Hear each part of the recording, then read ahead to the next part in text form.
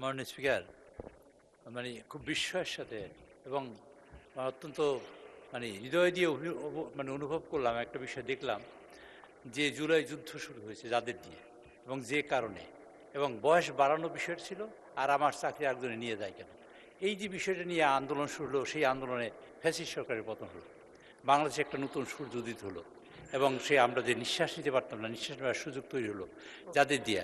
আজকের এই সংসদে দাঁড়িয়ে সেই বিলটা পাশ করার সময় মাননীয় বিরোধী দলের নেতৃবৃন্দ কেন হা বললেন না বুঝতে পারলাম না। হা বলা উচিত ছিল।